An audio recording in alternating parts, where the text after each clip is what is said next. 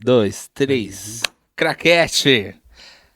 Estamos no ar, diretamente aqui dos estúdios mais profundo. Profundo da Ai, do fundo do mar. o fundo do mar. Meu nome é Brian e você está em mais um Deep Podcast. Seja bem-vindo. Você que está aqui pela primeira vez, que entrou para assistir esse bate-papo, essa conversa.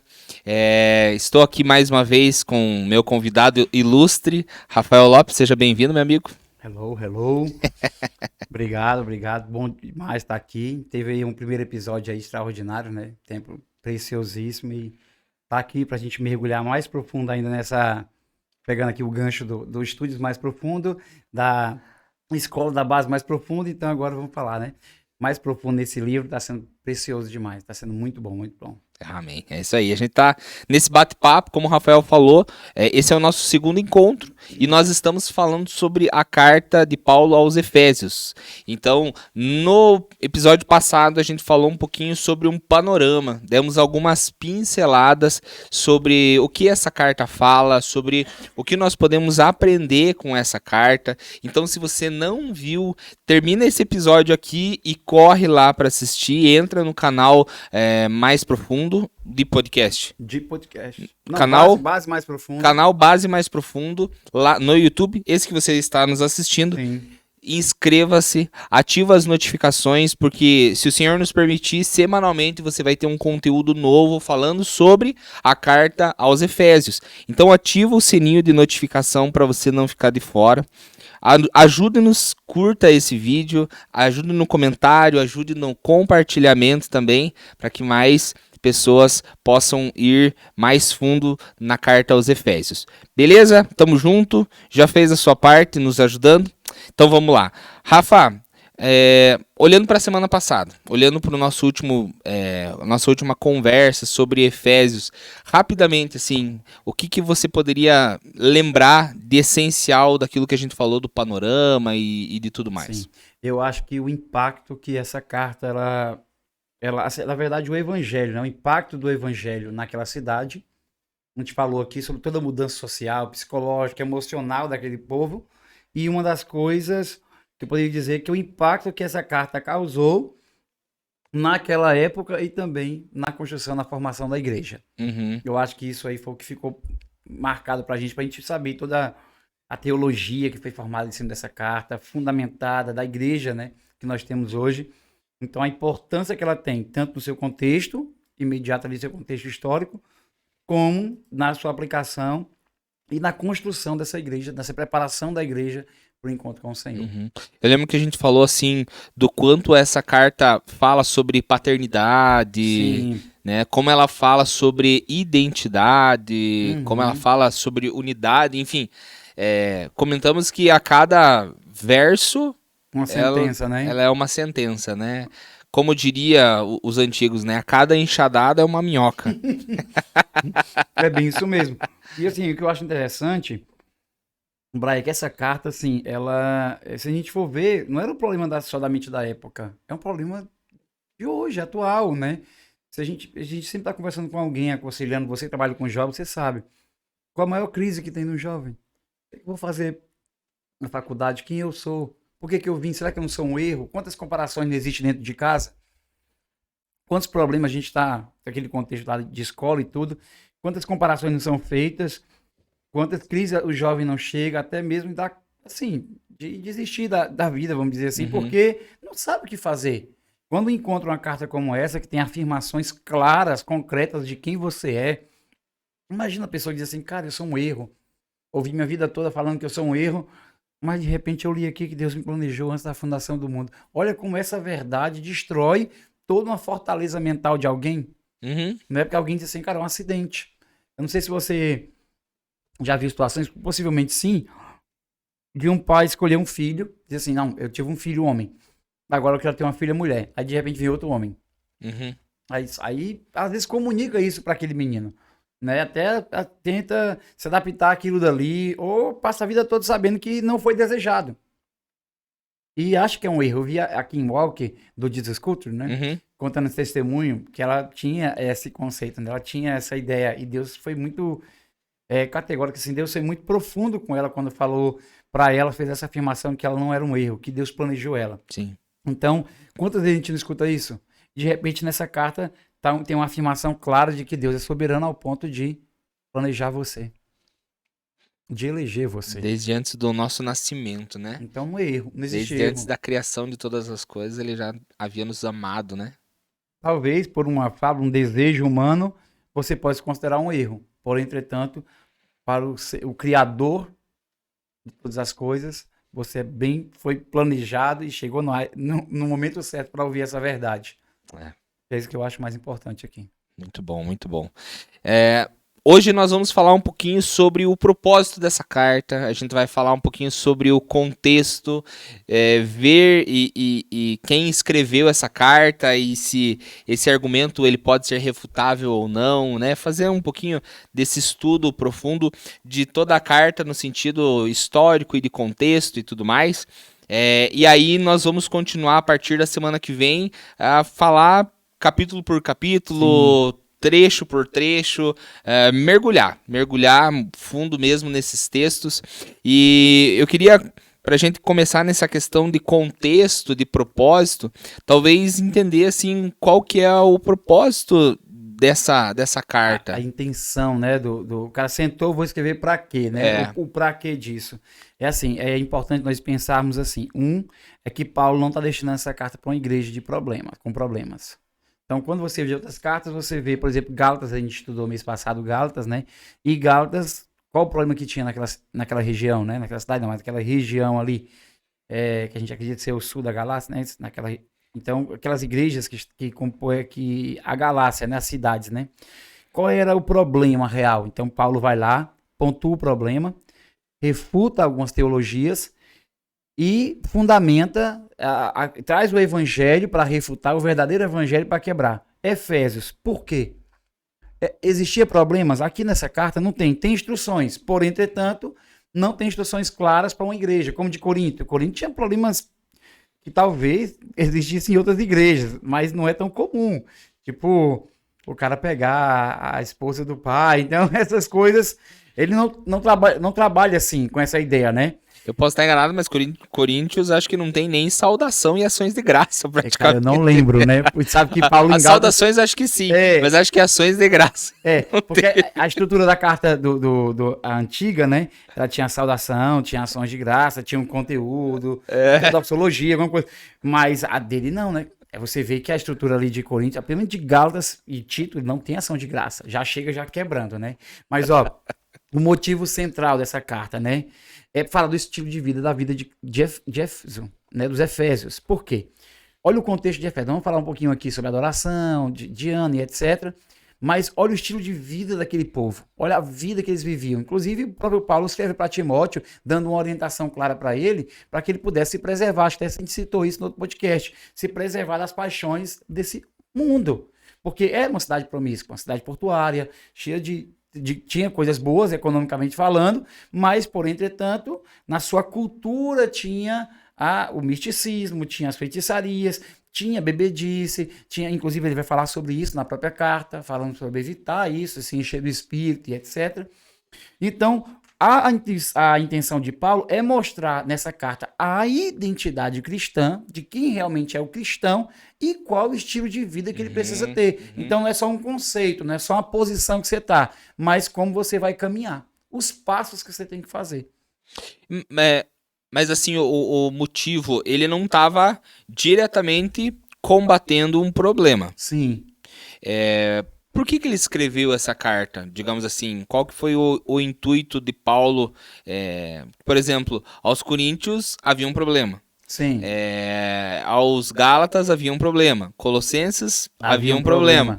Ele estava refutando um problema visível ou ele estava mais interessado em olhar para o futuro de como uma igreja deveria caminhar, por exemplo? Sim, por essa carta ser considerada uma carta circular, é difícil a gente identificar um problema em si. O que significa, assim, essa carta ser circular? Circular. Ela chegou em Éfeso, por ser uma cidade portuária e que onde a primazia, né, de muitas coisas começavam em Éfeso, inclusive Roma teve Éfeso como capital, né, assim, uma capital econômica ali, naquela região. Então, por chegar lá, há quem diga que ele foi muito estratégico de usar Éfeso como um ponto também, de passar 2 anos ali, discipular, porque ia proliferar, ia espalhar o evangelho, chegando gente ouvindo e indo embora, né, e levando esse evangelho.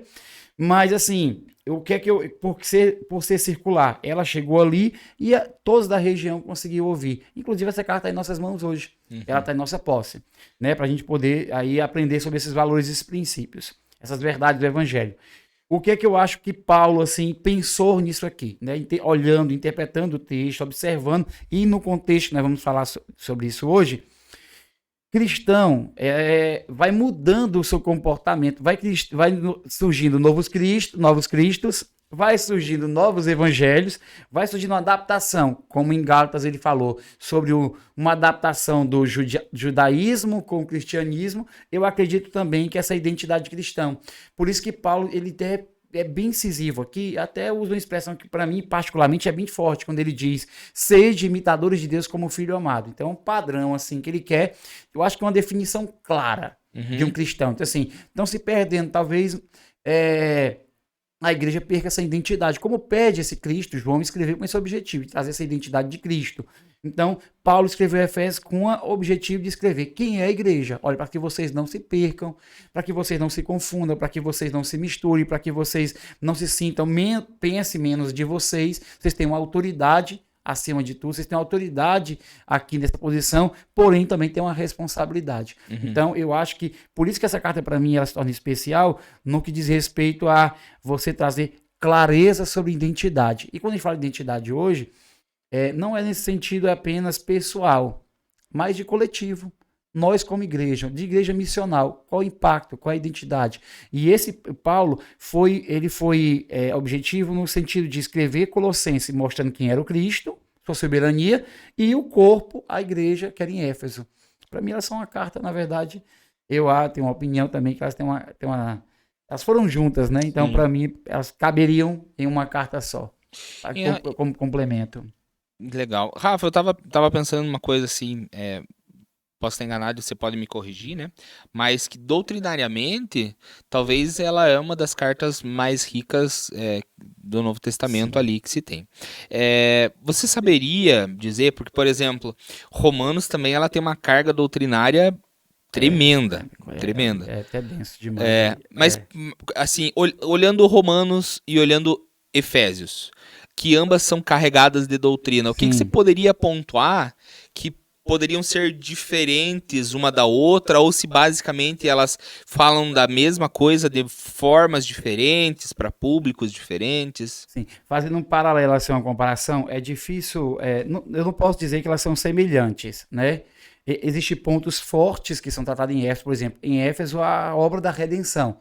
Claro que em Romanos nós trabalhamos a ênfase da justificação em Cristo, de todos os pecados, destituído. Só que a ênfase de Éfeso é mais a obra para a igreja. A obra do cristão, da parede da separação. Ele trata a questão gentílica, mas ele não leva para o debate de gentios, por exemplo, que tinha em Romanos.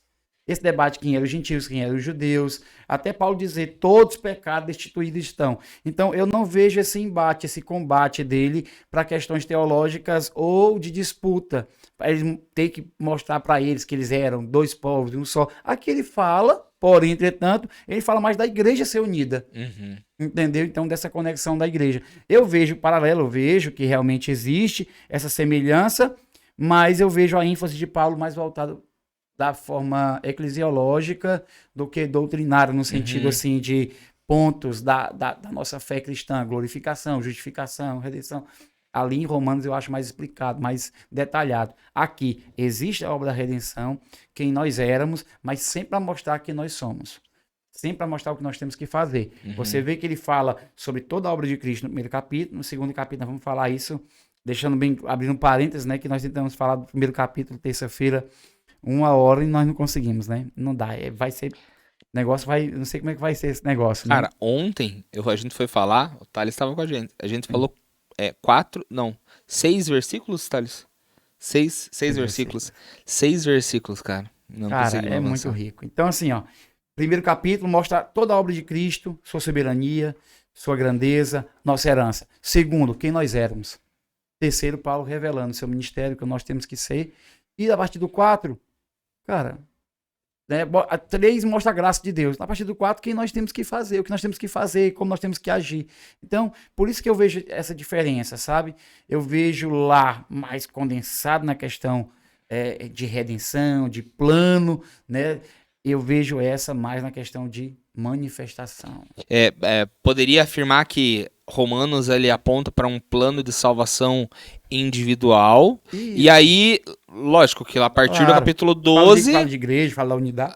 Daí ele já fala da prática que mas você seria vê que comunitária. É uma questão global ali. Eu acho essa mais precisa. Essa é como se desde a doutrina da parte, antes de entrar na parte prática, Sim. ele já está trazendo uma doutrina eclesiológica. Exato. Tipo, para um contexto de igreja. Você vê que a estrutura da carta mesmo tem um plano.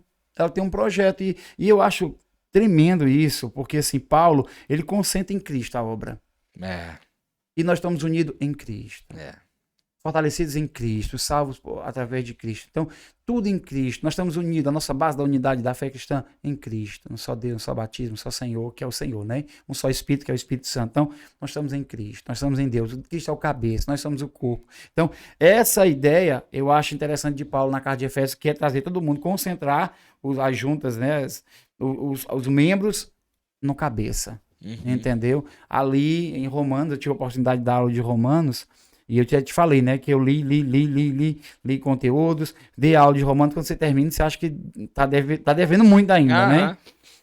Como o Dr. Martin Lloyd Jones passou 13 anos ensinando Romanos, então acho que ainda ficou devendo, para falar a verdade. Mas assim, eu vejo essa concentração, eu vejo a importância de Paulo dar nessa carta aqui, a mensagem central dos cristãos, sabe como que é essa igreja, como viver como igreja na sociedade, na família. Cara, e é curioso assim como a gente percebe como a Efésios vai desmistificar a igreja como sendo 4 paredes. Vai desmistificar a igreja como sendo um local, né, uma construção. Sim. Mas ele fala assim até a questão de tanto gentios como judeus, né? Todos eles agora... Paz, né? É um só, né? Agora são um só, né? Eu acho interessante porque, assim, a gente teve a oportunidade de dar treinamentos, né, de, tipo, para evangelismo, plantação de igrejas, trabalho de pioneiro, né? E quando você vai fazer alguma coisa desse tipo, conversar com as pessoas desse tipo, Brian, aquele dia quando a gente fez aqui, foi interessante. Eu disse, pessoal, desenha uma igreja. E todo desenho que sai é uma capelinha, uma casinha com uma cruz em cima. E é um conceito totalmente errado. E isso revela muito a teologia da pessoa, cara. Revela, porque se nós olharmos aqui, porque se fosse por um lugar, porque se a gente não visualizar, parece que as pessoas assim, não é necessário entender isso, é necessário você entender isso. Ele não está pegando essa carta, reunindo um grupo dentro de um prédio e fazendo uma exposição disso no domingo, não é isso. É para quem era cristão, os santos e fiéis em Cristo. Então poderia ser uma casa, poderia ser em qualquer outro lugar, mas estava ouvindo a mesma mensagem. Então, assim, por que revela muito a teologia? Porque o conceito que a pessoa tem é de ir à igreja, não ser a igreja, muitas vezes. Eu já vi pessoas falando de uma forma medíocre, assim, dizendo assim, cara, tu acha que eu vou fazer isso, falar isso dentro da igreja, como se o lugar em si, né, e não a vida em si fosse essa expressão, essa representatividade do Cristo, né?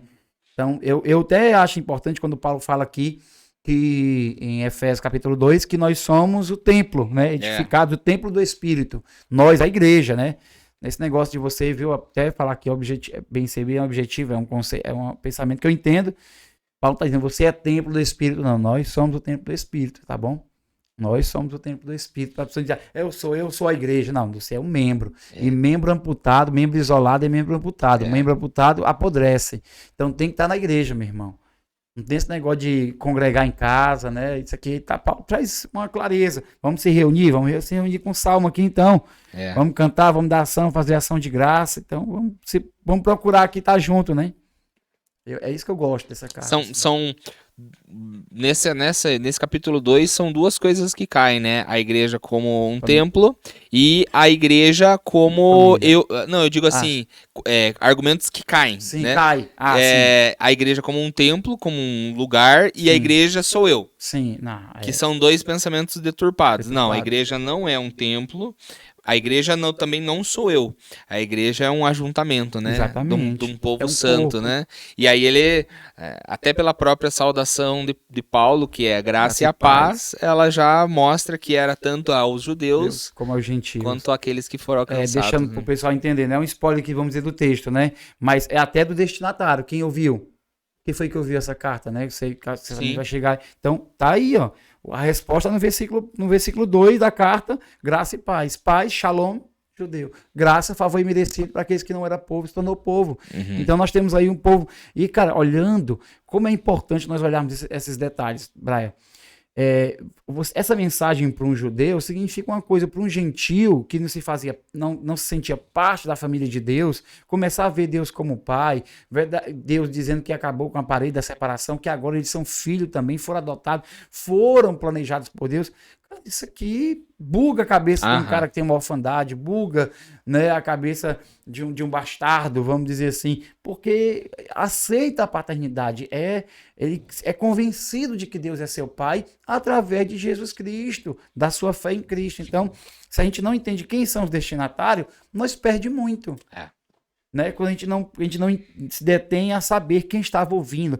E é uma dica que eu costumo dar, que eu aprendi, inclusive, né, com o Richard Foster, na prática da meditação devocional, né, da meditação diária. Cara, na verdade ele já aprendeu com outros, né, que ele cita outras pessoas, dizendo, visualiza isso. E é um conceito que eu vou dar para quem está nos assistindo, quem quer interpretar a carta, né, senta em Éfeso hoje. Tenta imaginar o que a gente vai falar, um pouquinho que a gente vai falar aqui, desse cenário todo. E você vai entender o peso dessa carta.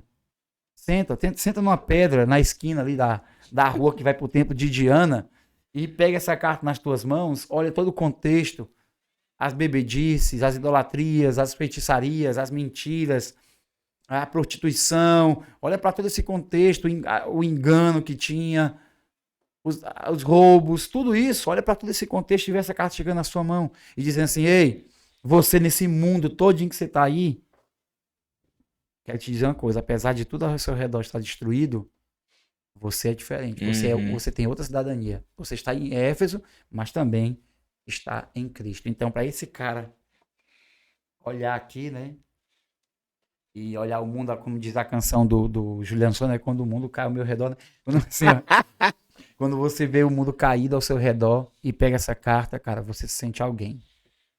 Você Uau. alguém. É como se alguém apontasse para você e você não. Eu lhe lavei com o meu sangue, eu lhe comprei, tá aqui, eu lhe comprei, eu lhe selei. Isso é meu. Isso é meu. Então é diferente. Quando você consegue visualizar dessa forma, é diferente. Por isso que eu gosto de estar. Eu gosto de estar na montanha, da transfiguração, olhando aquela cena. Sim. É uma prática de meditação maravilhosa para você se aprofundar no conceito bíblico, na ideia da palavra, na ideia do texto. Se coloca. Então, eu acho que se a gente conseguir hoje um pouquinho, falar um pouquinho, ajudar as pessoas um pouquinho, entrar em Éfeso, é importante. Pelo menos para ter uma ideia. Claro que ela vai ter muitas histórias, mas muito melhores aí de histórico, arqueológico, do que a gente tem para falar, que não é o nosso trabalho aqui em si, mas comentar sobre isso. Mas a ideia de, pelo menos aquilo que a gente falar aqui, elas conseguirem visualizar essa cidade. Eu acho que a gente podia gastar um pouquinho de tempo até mesmo nisso, né, Rafa? Sim. De abrir essa janela de Efésios, tentar levar eles a imaginar qual era o contexto histórico desse lugar, questão cultural, Uhum.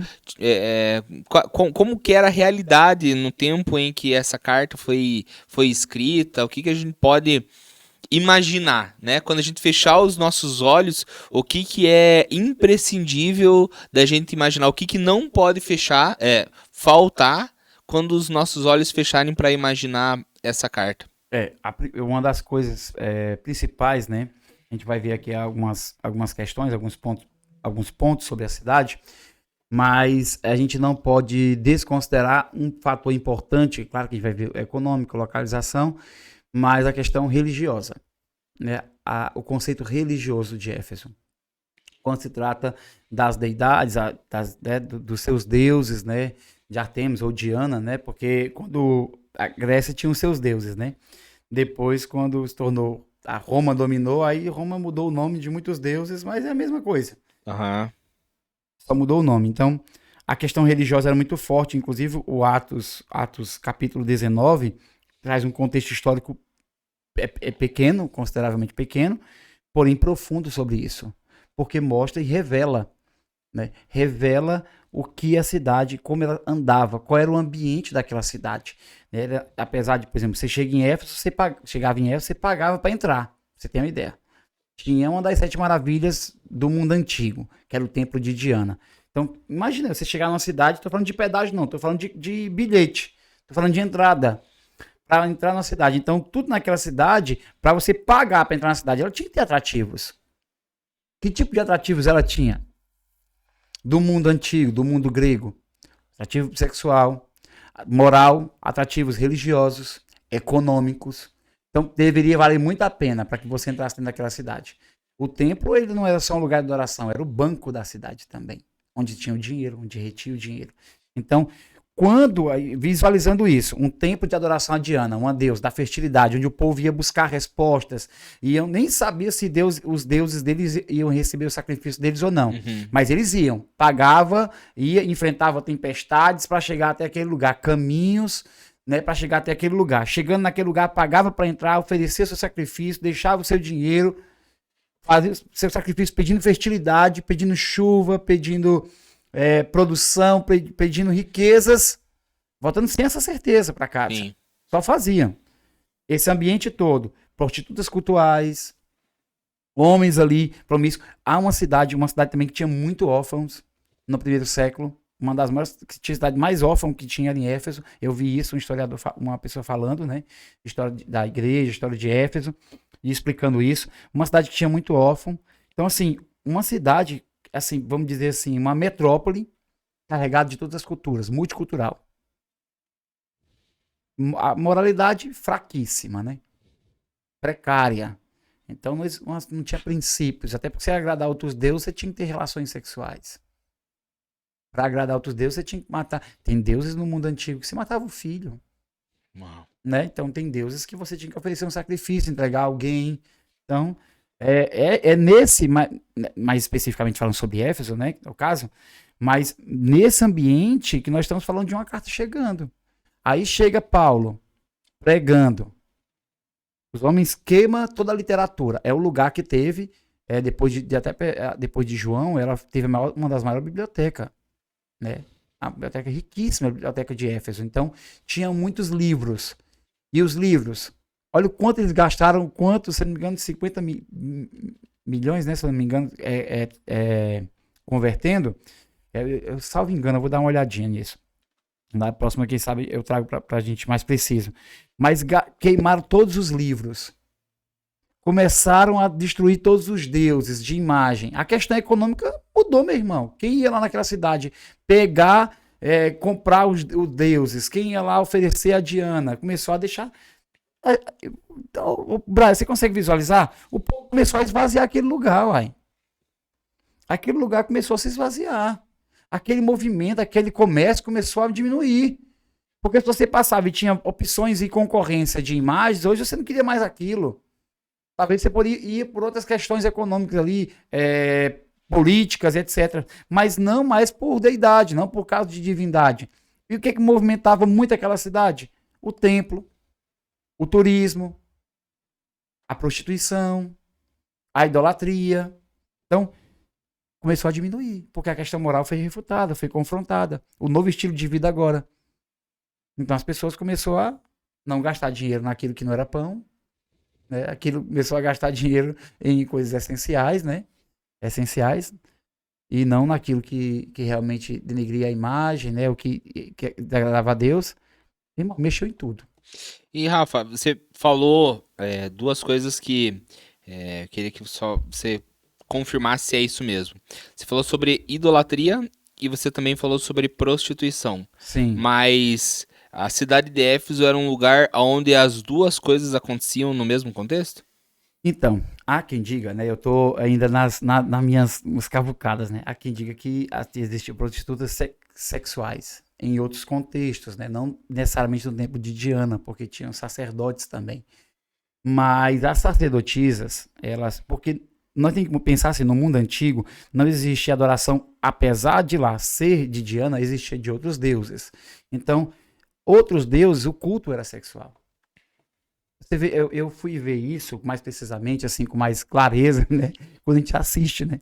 E eu assisti uma série, Uhum. os Vinx, e lá tem uma adoração a Deus, eles vão ali pro dentro do mato ali, não sei como é que eles fazem, eu vi um dia, cara, todo mundo nu e tendo aquela relação, assim, eu fiquei assustado, não sei se aquilo, cara, será que era assim, Éfeso, ou assim, outra cidade bíblica? Eu fiquei naquela dúvida, né?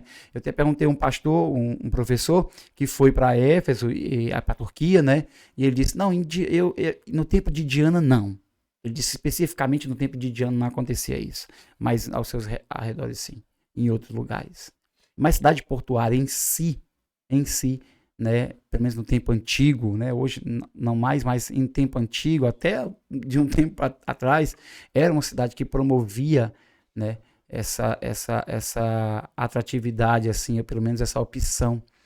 Muito tempo em mar, muito tempo, muitos meses viajando, longe da família, longe, e suas necessidades físicas, né, e ali era uma cidade que tinha opções, Uhum. opções. Então, e eu digo assim, né, olhando para um contexto espiritual, olhando aqui, até porque lá também desse culto, dessa idolatria, vendo esse contexto, nós sabemos que nós obedecemos aquilo que nós adoramos. Qual era a proposta? Qual era a teologia? Qual era a ideologia daqueles deuses? Uhum. O que é que eles realmente valorizavam? O que é que eles zelavam? O que era lindo para o povo antigo? O que para eles era um valor? O que era importante? O prazer?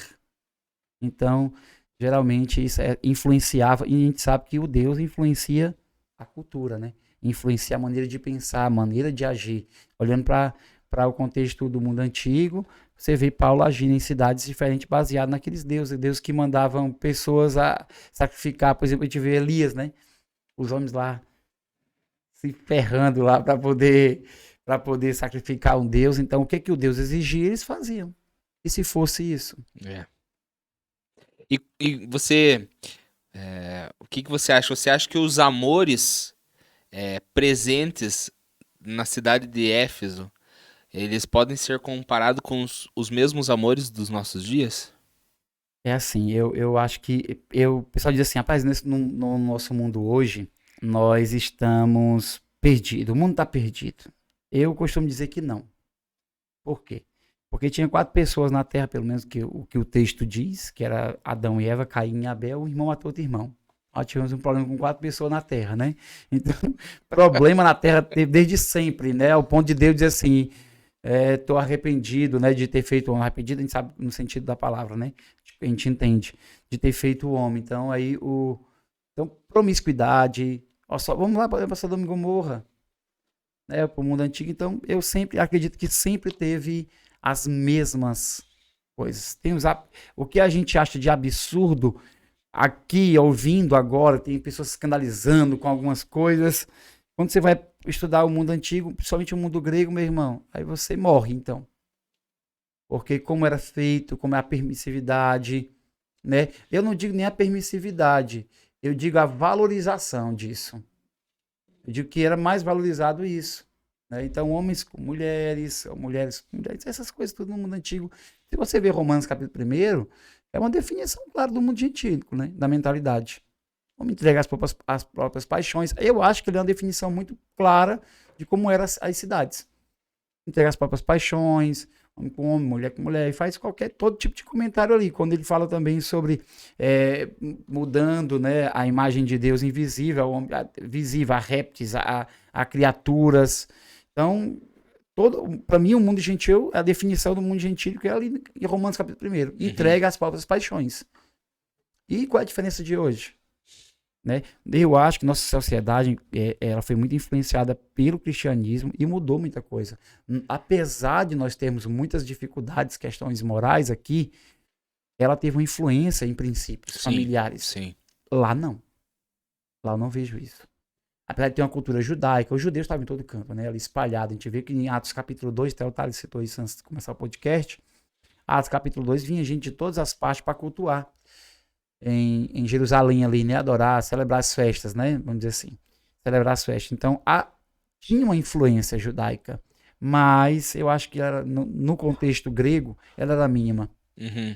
Na questão de valores, princípios familiares, eu acho que ela era mínima. E Né? Olhando, estudando o contexto aqui, eu vejo mais. Eu não sei se os historiadores que a gente consulta, eles dão mais ênfase ao pecado, né? Claro que dão ênfase às grandes construções, às estradas e tal, questão econômica, né? Tecnologia que eles usavam para fazer todo aquele trabalho, né? Tem um documentário muito bom da History também, que falando sobre Roma, que muito bom. A tecnologia que eles usavam, né? Topógrafo e tudo para fazer as cidades, né? Pavimentar e etc. Existiam os pontos positivos de avanço, de crescimento, porém, entretanto, na questão, nós estamos a ênfase aqui é religiosa e moral. Uhum. Então, é difícil definir uma posição, dar um relatório bom ou não, mas os homens tinham esses valores, tinham esses princípios. Não, no mundo grego, eu não consigo enxergar isso. Não consigo ver. É possível a gente afirmar se Éfeso era uma região muito populosa, nem tanto. Você já falou que ela era uma região portuária, né? Portuária. Então, com isso, tinha muitas pessoas de muitas culturas, né? Mas era possível afirmar se ela era uma cidade, um lugar grande ou não. E com isso, uma segunda pergunta, né? Se nós fôssemos comparar hoje no nosso contexto de Brasil, né? Qual seria a Éfeso aqui no Brasil? Até os paulistas vão me perdoar, né? Os paulistanos, na verdade. Mas para mim poder fazer um paralelo, uma comparação mais justa, assim, com São Paulo, por ser uma cidade multicultural, né? Uhum. E populosa. Legal. E uma referência econômica, né? Inclusive, a gente vê aí até questão religiosa também, de grandes templos, né? Sendo construído em São Paulo, como uma referência também de sedes, né? Mundiais, de religiões. Eu não vou falar só do cristianismo em si, mas de religiões. São Paulo se tornou uma referência também. Até você ver procissões, algumas coisas em algumas cidades específicas.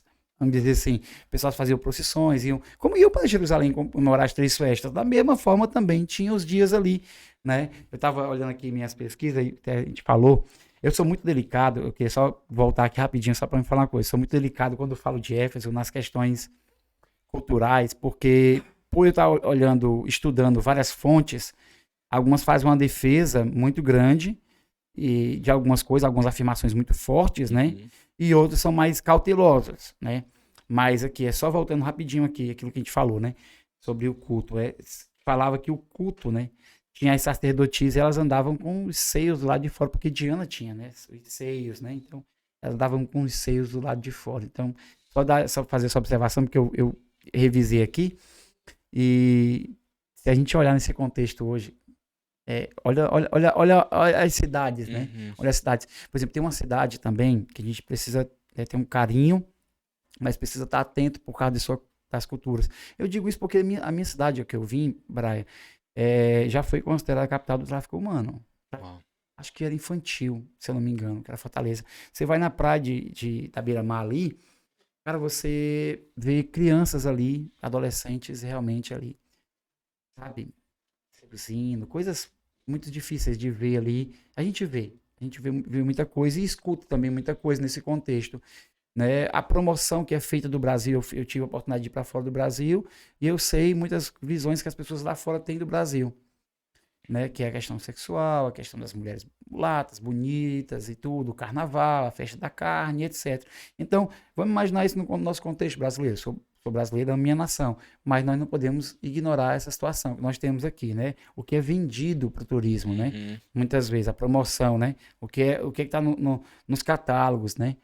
O que estão vendendo nas praias, ou tem alguém ali apontando para aquela praia, né? E como é que aquela pessoa está vestida para apontando naquela praia. É. Então, o que é que se vende? Então, acho que se tratando do mundo antigo, existia essa venda também. Uhum. Onde tinha. Então, fazendo um paralelo com o Brasil, nós temos algumas cidades aqui que tem festas, que tem cultos, vamos dizer assim, cultos à carne, eventos que promovem justamente isso, conduz a pessoa à mesma mentalidade, o desejo da carne, saciar. Rapaz, tem uma festa que acontece aí, cara, só fora de contexto aqui um pouquinho, né? A gente hoje conversando saiu um pouquinho do assunto, mas assim, tem uma festa que acontece que as pessoas se trancam ali no hotel, né? Eu até lembrei o nome aqui, mas não quero falar. E de lá dentro acontece tudo, né? Lá não pode dizer o que acontece lá dentro, né? Então agora imagina um negócio desse, cara. Caraca. Promiscuidade aí, level hard. Quando você vai pro conhecendo o evangelho, a gente é muito delicado em citar alguns dados, algumas notícias que a gente tem do mundo aí, mas a gente talvez seja de pouco conhecimento das pessoas que estão nos assistindo, mas existe pessoas que vendem pessoas, avós que vendem netos, né, netas, que trocam por vaca, em países que a gente não consegue aí, assim, visualizar, de ver às vezes filmes sobre o país, mas não consegue entender o que acontece ali. O tráfico humano, ele é um fato. Uhum. Ele é um fato, acontece e é um mercado muito lucrativo e vivo. Falar sobre isso hoje é difícil, né? A gente assistiu relatório, assistiu documentários sobre isso. Cara, parece uma coisa, é um mundo obscuro, um mundo paralelo que existe e não se fala sobre isso em hipótese alguma. Pessoas sumindo, aparecendo nas fotos da conta da luz, da caixa de leite, e desaparecido, e a gente não tem respostas disso e parece que isso é ignorado totalmente. Entendeu? Mas é aquele reflexo, aquele mundo antigo ali também. Eu não consigo desassociar, Brian, não consigo desassociar. O mundo para mim ele tá sempre em constante, talvez aperfeiçoamento de pecado, não sei, mas sempre entregue. O mundo jaz no maligno, a gente não pode ignorar isso. A gente falou então de alguns problemas, né? Sim. Que aquela região ela sofria, né? Então houve problema de promiscuidade, de idolatria, de prostituição, orfandade, feitiçaria. feitiçaria. O ocultismo e a magia era muito forte. Esse relato de Atos 19, para mim, ele é assustador. Quando faz uma fogueira de livros, cara. Então, porque se você quer mudar uma cultura, influenciar uma cultura, é a sua música, é o seu ensino, é a educação. E ali era pautado nisso, a linguagem. Por isso que Paulo tem que refutar isso na carta. Por isso que Paulo tem que deixar bem claro na carta de que as questões religiosas, a respeito das questões espirituais, Deus é soberano. Deus está acima de todas as coisas. Porque o conceito que eles tinham, a mentalidade que eles tinham, é de que existia o gnosticismo, né? Níveis de poder de Deus. Então, existia uma influência muito grande até na interpretação. Isso é um fato, né? Eu queria falar sobre isso aqui porque eu acho que isso é importantíssimo. Nós temos óticas para o evangelho baseado na cultura. Por exemplo, nós temos cultos bem mais conservadores em algumas culturas que são mais conservadoras. Nós temos cultos, né, que a gente não sabe se é um culto ou é outra coisa, né? Vou nem citar aqui, né? Ou é outra coisa que está acontecendo ali. De vestimentas e tudo, cara. Mas isso tudo é influência cultural e religiosa que veio. É o secretismo religioso. Por isso que é importante falar sobre magia e ocultismo. Totalmente influenciado por magia. A prática chegou a ser tão forte em Éfeso, né? Que é o escrito efesino, né? Era sinônimo de livro de magia. Ali era sinônimo de quem falava sobre magia era Éfeso. Né? Os artifícios que eram construídos lá, os deuses que eram construídos. E assim, não é um tipo de magia, são vários tipos de magia. E quando se fala de magia, meu irmão, se fala de magia negra, se fala de magia, a gente pode levar para um grau máximo, vamos dizer assim, daquilo que você vê em alguns continentes, né? E fica sabendo de outros que acontece até no próprio Brasil, né? Que é o ponto de sacrifícios, de absurdos, né? Absurdos. Então, até polícia. Se diz, eu tenho reportagem policial prendendo pessoas que estavam fazendo aí obras macabras, né? Macabras. Então, cara, isso aí é perigoso. Então, é esse contexto que era Éfeso. Então, vamos lá. Feitiçaria, né? Sim, magia, orfandade, promiscuidade, idolatria, prostituição. Você lembra de mais algum problema? Mas assim, algum injustiça social, Isso aí é o problema mundial, né? Até, inclusive dos profetas antigos. A gente vai ver os 12 profetas menores, pelo menos os menores ali. Claro que os outros falavam mais do conteúdo menor dos 12, sempre rebatendo essa questão social injusta. E olha que era um povo judeu. Imagina no povo gentílico a desigualdade, né? Que existia. Por isso que tinha muito pedinte, né? Diz que em Éfeso, acho que foi Flávio Josefo, na sua história dos Hebreus, existia muito pedinte ali naquela cidade. Muito pedinte, muito mendigo, né? Uhum. E, de alguma forma, embora que eu acho que é muito importante, né, a gente entender que o evangelho é muito maior do que moralidade, né? É Exato. muito maior do que isso. Mas a gente percebe que uma das respostas de um evangelho centrado em Jesus ser pregado é uma mudança na realidade. A Sim. gente consegue ver que o evangelho ele causou uma transformação cultural, ou social, ou dos dois, ou enfim, o evangelho de Jesus ele trouxe uma resposta para esses problemas que a gente acabou de citar? Então, como a gente vê a importância, né? Eu estava até olhando aqui a questão das religiões.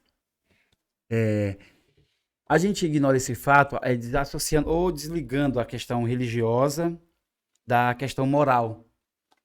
Mas quando você tem, vamos dizer assim, Brian, uma religião que te permite, ou pelo menos não te proíbe, né? Se não tem uns imperativos, não faça, não toque, não mexa, você vive uma vida entregue às próprias paixões. Então, assim, olhando para as deidades, por exemplo, os nicolaítas que tinham, que eles combateram no Apocalipse, a igreja teve que combater, né? Que é o gnosticismo, né? A adoração a César, a influência judaica também, que era mais uma influência religiosa, a gente sabe, de costumes, do que uma vida realmente entregue a Deus. Então, imagina aí, orgulho religioso, gnosticismo, magias e etc. Chega lá, o que é que comunicava? Que tipo de valores? Qual era o crivo? Que tipo de perfil cada pessoa dessa tinha? Então, para mim, as questões religiosas, quando eu digo religiosa, eu não falo de uma religião em si, mas as questões religiosas, ela está muito voltada, está muito ligada à sua questão moral. Aham. Porque quando você tem uma vida religiosa, vou dizer espiritual, Sim. questões espirituais, Paulo começa a carta não dando ênfase a questões morais, mas espirituais, acerca de como nós éramos. Por isso que ele diz, se ao tratar da pessoa antiga, se dispôs dessa pessoa, desse estilo de vida. Você adora um Deus agora, um Deus verdadeiro, um Deus que é santo. Ele dá a carta dele aos santos. Então, um Deus que tem comportamento diferente. Você roubava, não roube mais não. Você falava palavra torpe, não fale mais palavra torpe. Fale que é edificação para o próximo. Né? Então, assim, sempre tirando a ausência de pecado com prática de justiça, sempre tirando aquilo que era ruim para trocar o que é bom. Uma configuração, configurando, formatando aquele ser humano para ser a imagem de Deus. Então, toda a permissividade, né? Ou até obrigações que tinham das religiões, como os cultos sexuais e tal, eram coisas moralmente ruins ou que era contra os princípios de Deus. Quando o evangelho veio, teve que haver mudanças. Teve que haver um choque. Houve um choque cultural muito grande no que era falado, nas peças teatrais. Teve um choque muito nos dramas, né? Teve um choque muito grande na cultura em si, em toda a cultura, na economia. O choque que Paulo causou com o evangelho, quando levou o evangelho para aquele lugar, né? Quando Apolo. Então, o impacto é tão grande que mandam ele embora. Cara, vamos tirar esse cara daqui porque vai acabar e quebrar nossa riqueza, nossa coroa do mundo antigo aqui, vamos dizer assim, da economia, né? Vai quebrar, eles vão quebrar. O pessoal não vai mais seguir a gente, não vai obedecer mais essas regras. Então, há um impacto moral? Há um impacto moral. Há um impacto econômico também, religioso, todos os fatores. Por isso que o evangelho a gente não pode. Eu acredito assim, Brian, nós precisamos sempre aplicando, olhando para o mundo antigo, olhando para o nosso contexto, né, fazendo essa aplicação que é precisa. Nós não podemos desconsiderar o efeito, o impacto que o evangelho que nós estamos pregando está causando na nossa cidade. Porque, cara, que mudanças estão existindo? Paulo viu mudanças literalmente ali, imediatas, acontecendo em Éfeso. Coisas que o povo começou a ter uma forte convicção de pecado e de erro, a ponto de abandonar as práticas pecaminosas.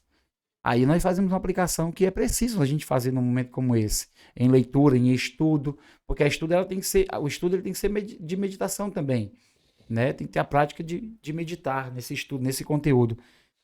Vamos imaginar nossa cidade, a cidade que alguém aqui está nos assistindo. Uhum. Que mudanças está acontecendo morais na sua É. cidade? Que tipo de evangelho está sendo pregado, Uhum. então? Da permissividade ou da passividade? Da passividade ainda é pior, porque você está vendo tudo acontecendo e não vai trabalhando contra aquilo dali, pontuando aquilo dali, a prática. E por isso que a gente fala muitas vezes, né? A igreja está invadindo, o mundo está invadindo a igreja. O pessoal pensa que é em outras questões. Eu não vou entrar ali no mérito, que é muito fraco, mas assim, é na questão de conceito, de moralidade. Thales me estava mostrando um vídeo hoje, no contexto de Reino Unido, 34 sacerdotes, Thales, 40 sacerdotes decidindo coisas biblicamente morais que Deus deixa bem claro que ele quer. Apenas 4 tomaram a decisão de obedecer, de foram contra. Ah, não vamos permitir mais casamento homoafetivo, vamos abençoar. 30 e poucos pastores, sacerdotes de igrejas aceitaram. 4 refutaram, né? Permissividade, passividade ou cumplicidade. Onde é que nós estamos? Então, Paulo, quando chega lá, chega com um evangelho transformador, redentor, né? Então, esse impacto, ele é onde o evangelho chega. Sim. O evangelho chega, ele tem que fazer esse impacto. E ele transforma, né? Transforma. Até o Alessandro não pôde estar aqui hoje conosco, né? Mas ele citou na semana passada o impacto que causou. Ele deu essa ênfase aqui na fala dele. O impacto que Éfeso sofreu.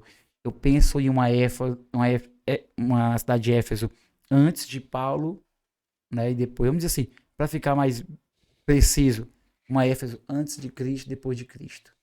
O que ela se tornou, o impacto que ela não causou. Antes, o lugar de promiscuidade, de magia, de idolatrias a deuses que não são Deus, né? Não é Deus, para um impacto, para uma porta missionária, para uma agência missionária, ao ponto do apóstolo João levar a mãe do Senhor para morar lá, de plantar a sua igreja, influenciar através daquele lugar. Mas também foi expulso de lá também, vamos deixar bem claro. Também foi expulso de lá, né? Ele não quis recebê-lo. Muito bom. E algo interessante, talvez, para gente entender, você chegou a citar Atos, né? Sim. Mas talvez seria interessante a gente gastar um pouquinho de tempo nisso. Atos 19, né? De entender que o livro de Atos, ele é uma timeline do que os apóstolos fizeram, né? É uma linha do tempo, um pano de fundo, vamos dizer, um pano de fundo da igreja primitiva ali, né? Sim. É possível a gente, você já disse que sim, na verdade, né? Mas tô levantando uma bola para você cortar. Sim. É possível a gente encontrar essa igreja de Éfeso no livro dos Atos dos Apóstolos? Se é possível, qual que é o momento da igreja de Éfeso em Atos? É na plantação? É no contexto dessa carta? Só para quem for ler, entender, né? Tipo, será que eu tô em Atos? Eu tô em Atos. Eu tô lendo sobre Efésio, sobre a igreja de Éfeso. É no momento que Paulo tá plantando? É no momento que Paulo já está escrevendo essa carta? É possível a gente entender isso um pouquinho? Eu queria só ler um versículo aqui que eu acho que é importante a gente ler. Vai lá. O começo do capítulo 19, assim, os primeiros versículos. Aconteceu que, estando Apolo em Corinto, Paulo, tendo passado pelas regiões mais altas, chegou a Éfeso, achando ali alguns discípulos. Perguntou: recebei porventura o Espírito Santo quando creio? Só que respondeu: pelo contrário, nem mesmo ouvimos falar, né, sobre se existe o Espírito Santo. Olha que tipo de evangelho chegou lá, né? Sem Deus, sem a deidade do Espírito, né? Então Paulo perguntou: em que foste batizado? Respondeu: batismo de João. Então, assim, há um surgimento aqui da igreja, a fundação da igreja, né? Vamos dizer. Eu gosto de considerar, né? Que, como o Thales Té falou anteriormente ao podcast, e a gente comentou isso em outras cartas, né? Thales estudando. Eu gosto de considerar Atos 2 como o surgimento de muitas igrejas nas regiões. Por quê? Porque quando a gente faz uma listagem aqui em Atos capítulo 2, o próprio autor faz uma listagem de quem estava lá, não sei porque Lucas foi tão preciso nisso, até porque ele, na registro de que ele estava aqui nesse dia, mas somos partos, medos, elemitas, naturais da Mesopotâmia, Judéia, Capadócia, Ponto e Ásia. Então pronto, tem gente de lá. Né? Aí, da Frígia, da Panfilha, do Egito, das regiões da Líbia, das mediações de Cirene, e romanos que ali residem. Tanto judeus como prosélitos, cretenses, árabes, ouvindo falar em nossa própria língua. Então, assim, para mim, particularmente, eu acredito que muita igreja nasceu daqui. Não foi 3.000 cidadãos da Judéia Aham. que converteram. Foram 3.000, depois 5.000, a gente sabe disso. Pessoas que estavam na festa, Sim. Que vieram a Jerusalém. que vieram a Jerusalém. Sim. Então ali conheceram. Então o evangelho se espalhou de forma assim, exponencial, explosiva, vamos dizer assim, no mundo todo, através daqueles que ouviram e converteram o coração naquele dia. Uhum. Só que aí é onde entra para mim o conceito de plantação de igreja, certo? Uma coisa é chegar no lugar para me apresentar a Cristo. Outra coisa é para me fortalecer a fé dos irmãos e começar uma reunião e começar a doutrinar aquelas pessoas que já conheceram Cristo, mas não conhecem os fundamentos da fé e não sabem como desenvolver uma comunidade de fé. Então, para mim, Paulo, em muitos lugares que ele passou, ele foi juntar, como em Éfeso aqui, fazer juntar esses irmãos e explicar sobre a fé. Mostrar o que é a igreja, falar como funciona, como ela tem que ser, qual a identidade dela, qual é a personalidade, a teologia da igreja, com a suficiência em Cristo, etc. Então, eu acho que Éfeso, aqui, Atos 2, para mim, é o lugar de início, de startar. Entendi. E há igrejas em todo lugar. Porque a igreja, Paulo, nós, nosso então. conceito não é o prédio, né? É o que a gente falou Sim, no instante, aham. né? É o de ter pessoas. Então, pessoas que foram impactadas pelo evangelho, vamos dizer, grupos de pessoas se reunindo. Então, essa igreja de Éfeso, ela não foi plantada pela pregação de Paulo, mas é como se Paulo fosse o cara que veio trazer os fundamentos dos profetas e dos Isso. apóstolos, tendo Cristo como pedra angular. Até porque a gente vê, ele já chegou aqui, o povo já estava crendo, já tinha sido batizado. O que é que você acredita? Acredita no arrependimento, Uhum. né? Só que, e aí Paulo disse, então agora eu vou ensinar para vocês fundamentos aqui importantes. E passou o tempo gastando ali. Por isso houve a reforma literária, por isso a reforma religiosa, porque Paulo não foi só um impacto de converter, pedir perdão e receber o perdão do Criador do universo, foi ter um relacionamento com esse Pai. Então, houve mudanças, teve doutrina. Uhum. E a gente sabe, tem que entender uma coisa, né? Ó, crescimento de igreja depende de oração, partir do pão, Comunhão comunhão e ensino. e ensino. Não haveria igreja, não teria igreja sólida em Éfeso se não houvesse um apóstolo para sentar e estabelecer os fundamentos. Né? Então, eu acho que ela surgiu, para mim, todas depois de Atos. Muitas, grande maioria daquele mundo antigo, depois de Atos. Uhum. Quando os discípulos chegaram lá, a terra já estava fértil. Em muitos lugares. Porque ouviram o impacto das coisas que aconteceram em Jerusalém. Tiago vai, a carta de Tiago vai falar o período da diáspora, né? Da dispersão Sim, o do Pedro também povo. fala, né? Os dispersos, né? Isso, mas eu não vou lembrar o ano da diáspora. Será que Efésio, no caso, muitas pessoas vieram para Jerusalém e assim não queriam mais voltar, né? É. Queriam ficar ali e tal, até que teve a diáspora. Na verdade, a perseguição ali no capítulo 8, estou falando especificamente da igreja, não estou falando da invasão no ano 70, né? Não, exatamente. Do capítulo 8, ali de Atos, eu vejo ali para mim, né, particularmente, e não para mim, né, realmente é um fato, né, que a gente vai ver. A dispersão ali, vamos dizer especificamente, o impacto da perseguição foi tão grande que eles teve que ir embora dali.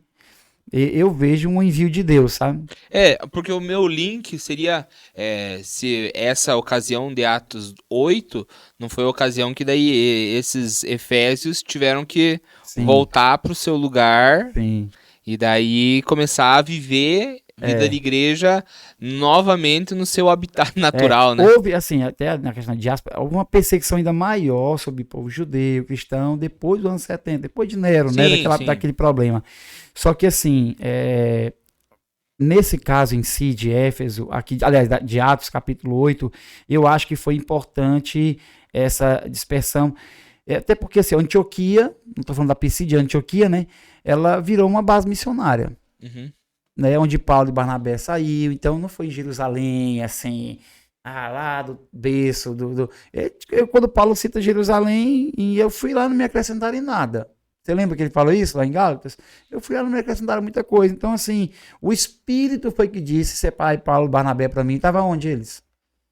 Estavam em Antioquia, os mestres, os profetas ali, né, orando e jejuando, e o Espírito falou com eles. O Espírito Santo conduziu Paulo e Barnabé. Então, resumindo, né, eu acho que a perseguição foi importante para espalhar, e foi importante também entender que não seria mais nem no Monte Gerizim e nem em Jerusalém, né? Mas o Espírito é verdade, então não estava mais concentrado em Jerusalém. E outras sedes, né, vamos dizer assim, outras bases foram surgindo no decorrer dos anos, né, como Antioquia, como Éfeso se tornou uma base missionária, se tornou uma base da igreja muito forte, né? A própria Roma também, né? Então, onde a igreja estava concentrada ali, Paulo doutrinou muita gente de Roma, ajudou muita gente ali, fortaleceu a igreja para se espalhar, subir a Espanha e etc.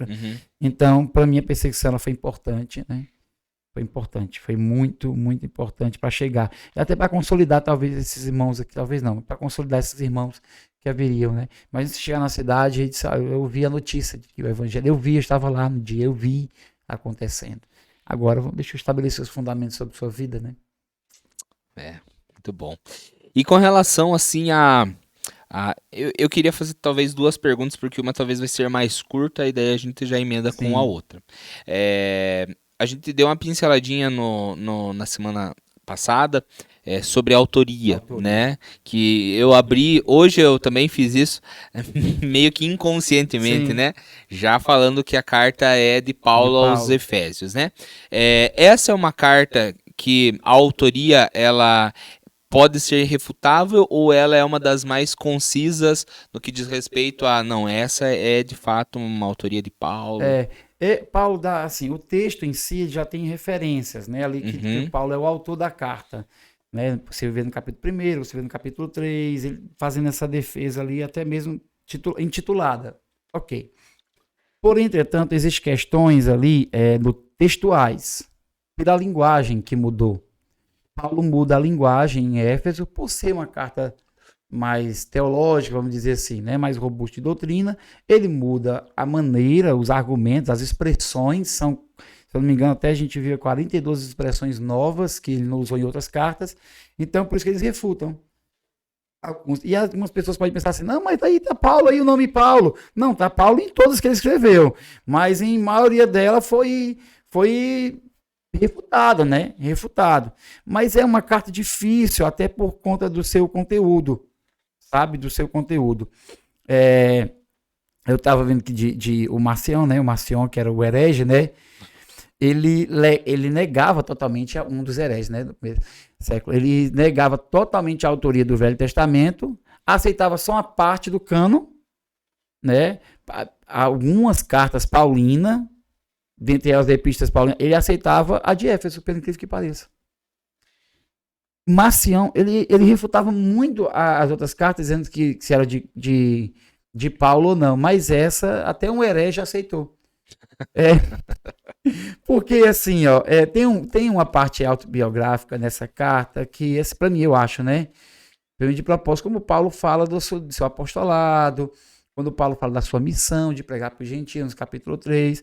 Então é muito difícil associar isso a outra pessoa. E já começa com o nome, né? Por essa causa, eu, Paulo, sou prisioneiro de Cristo Jesus. Não era um motivo de muita vanglória, quer dizer que era prisioneiro, né? Mas é muito parecido com aquilo que ele já usava em outras cartas. Paulo, prisioneiro de Cristo Jesus, como para Filemon, Filipenses, Colossenses e etc. Então, existe questionamentos? Existe, por causa da mudança literária. Mas eu estava vendo um teólogo ontem, E eu acho interessante, a linguagem que ele usou, eu esqueci o nome dele, e eu acho interessante, eu tô lendo um conteúdo dele, ele diz assim, eu acho ignorância da parte de algumas pessoas achar que Paulo não poderia mudar a sua maneira de falar, Aham. se tratando de outro assunto, que ele tem que se limitar ao seu vocabulário, né, às vezes popular, direto, incisivo em algumas coisas, pontuar, e não poderia melhorar, deixar mais robusta a sua linguagem, talvez explicar de uma forma mais categórica essa questão da doutrina, da redenção. Por isso que a expressão que ele usou, né, foi essa, né, assim, que ele achava que era ignorância das pessoas achar. Só porque Paulo mudou a linguagem, não seria Paulo. Eu falo com você de um jeito, às vezes falo com outra pessoa de outro jeito, É verdade. e isso é o mesmo Rafael, Uhum. entendeu? Mas há uma refutaçãozinha. Sempre há, né? Sempre há aqueles que procuram questionar, refutar. Mas nós temos evidências internas, que é o que é mais importante para a gente. Evidência externa, que poderia dizer Éfeso, Atos capítulo 19, onde fala ali da importância e tudo, que Paulo dava àquela cidade, a importância que ela tinha no mundo ali, no livro de Atos também. Então, eu acho que não tem como refutar a linguagem pela importância, né? E o interessante maior, a coisa mais interessante aqui que a gente até comentou sobre isso, sobre Paulo, o apostolado dele, né? Uhum. Paulo faz essa defesa do apostolado justamente para que essas cartas ela seja recebida como um fundamento da fé, né? Então, para mim, não tem como não dizer. Essa carta ela cheira Paulo, né? Vamos dizer. Tem um herege disse que foi Paulo, mas Muito bom. E com relação, Rafa, a data de autoria, é possível a gente afirmar, cravar uma data ou falar uma data aproximada? Assim, se a gente for pensar depois de quantos anos, mais ou menos, com base, né, de Atos 2 até a escrita dela, sim. em que ano qual que é o ano dessa carta? Então, essa carta, ela foi datada, né? E é quase unânime, assim, sabe? Por muitos, dentro da primeira prisão de Paulo, que é no ano 62 depois de Cristo, aquela prisão domiciliar em Uhum. Roma ali. Então, ela tinha essa por quê, né? Pela linguagem, claro, que ele usa ali, falar aqui mesmo o texto que a gente leu agora, citou agora, diz que ele estava preso. Então, há quem diga que foi justamente naquela época ali que ele escreveu para fortalecer os irmãos, que ele já não tinha tanta esperança, tinha esperança de ser solto, mas não de voltar. Os planos dele eram outros, né? Alguns dizem assim, mas Paulo queria voltar em Éfeso. Para mim, o plano dele era mais extensão. Você vê, quando você faz o diário de bordo de Paulo, e na verdade até no mapa bíblico você vai pegando o perímetro, né? O lugar que ele está se estendendo no evangelho e indo mais. Quando chegou em Roma, eu disse, cara, se ele não morre, ele ia para a Espanha, para outros lugares ainda mais. Então, assim, foi no ano de 62, né? Que é quase unânime essa defesa aí. Eu estou fazendo várias pesquisas, vários comentários, para mim poder sempre estar ponderando ali quem é mais, vamos dizer, sensato, né? Na sua tese. E essa data é mais ou menos unânime. Primeira prisão de Paulo, prisão domiciliar, tinha liberdade para conversar, tinha liberdade para receber visita, ele tinha liberdade para escrever também. Entendi. Mas como é curioso e importante, a gente é que assim a gente vira uma página e passa de um capítulo para outro e a gente acha que assim como na leitura passou 2 minutos, na Tá história falando de Atos, passou né? 2 minutos. Cara, Atos ali Porque tem se você coisa tá de 10 falando anos, que 10 anos, 20 anos. isso talvez assim nos falta essa habilidade, essa capacidade de mensurar e de imaginação no ato da leitura, né? Porque, por exemplo, você falou que a carta ali de 62 por aí. Sim, Atos 2 foi o que? Ano 34, né? 34, 34. 32, 34. Então, a gente tá falando levando em aí de consideração os 30. 4 anos que diz que Jesus nasceu depois de Não se 4 anos que... sabe, não se sabe qual que é o ano 1, né? Se ele nasceu 4 anos depois que ele nasceu, né? Então... Mas é curioso assim, porque o primeiro relato de Paulo que nós temos nas escrituras é no apedrejamento de Estevão. Sim, né? Sim, verdade. Então, ele Bem era um lembrado. jovem, Uhum. jovem. Eu não vou saber o ano que foi relatado ali o apedrejamento de Estevão. Sim. Mas você percebe que de Atos 2, por exemplo, nasceu uma igreja em Atos 2. Sim. Mas, cara, passou 30 e tantos anos. Exato.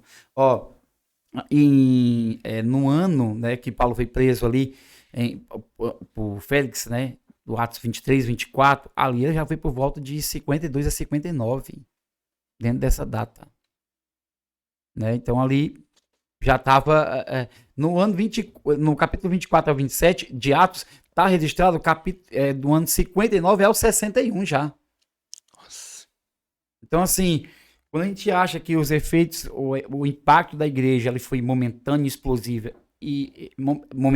explosiva, nós estamos enganados. Um trabalho de anos ali, de décadas, foram feitos de expansão do evangelho. Uau. Né?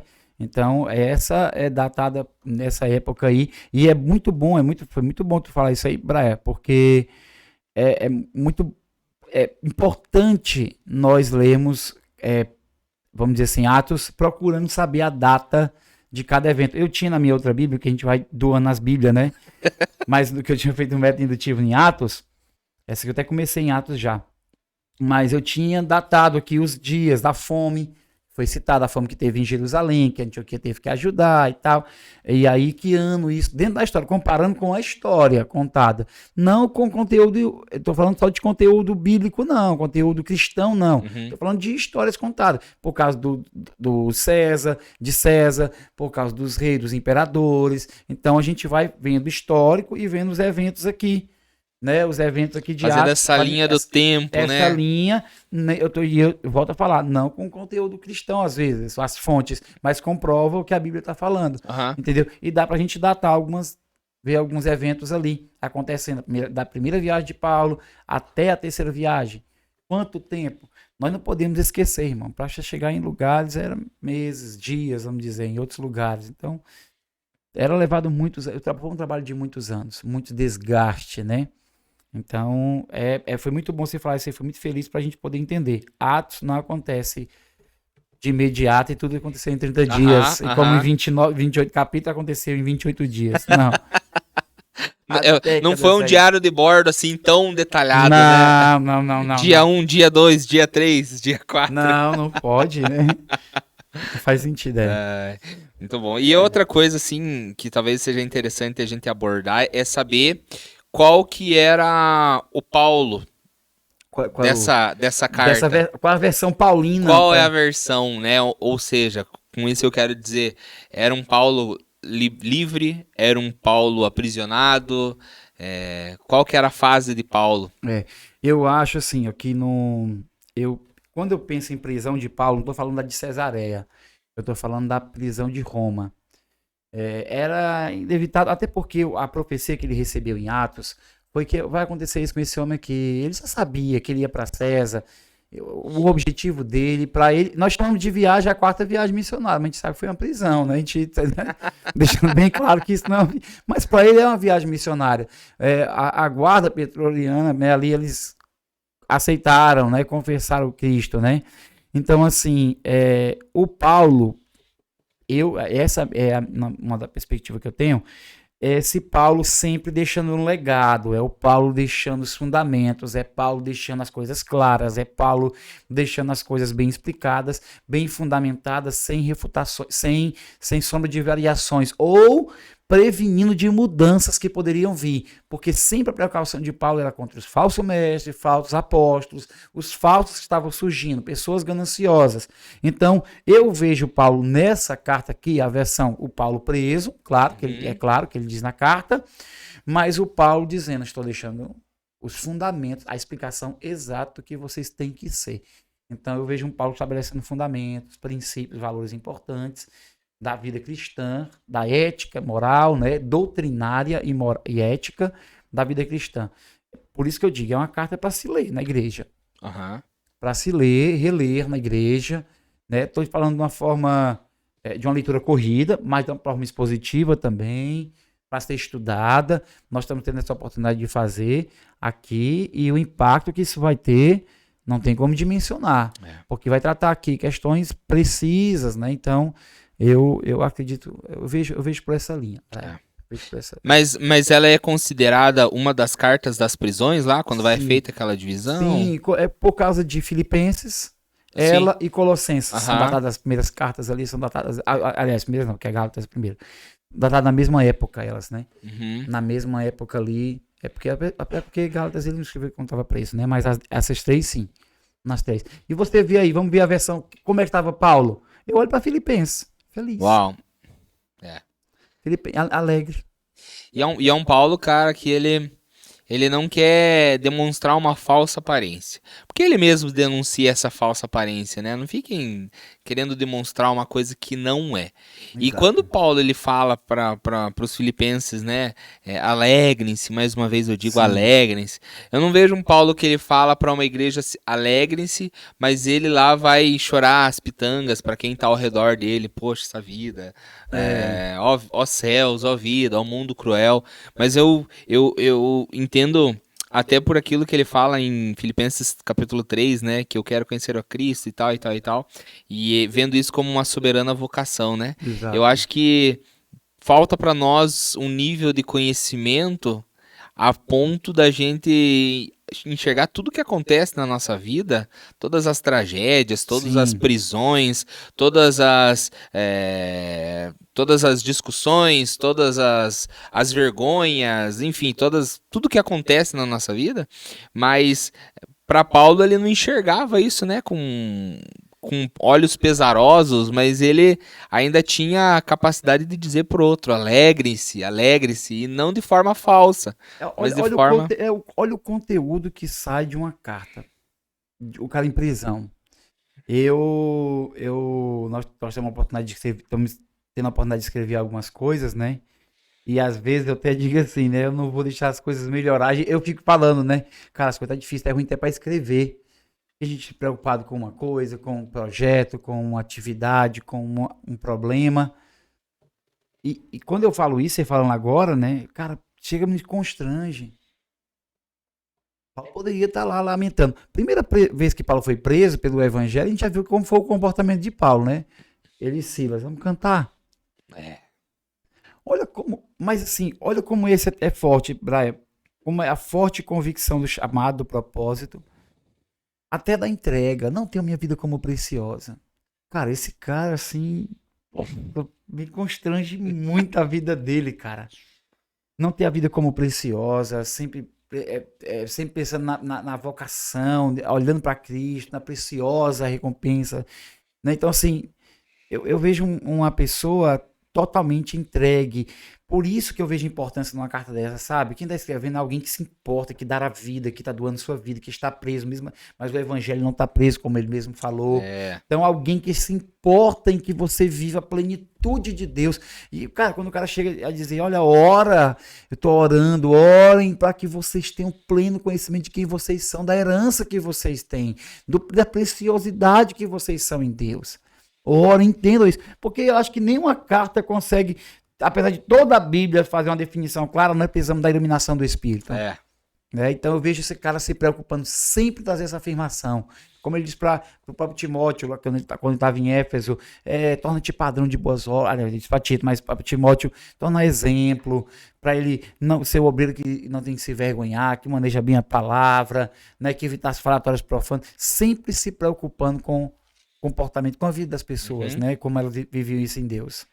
E eu acho curioso assim, né?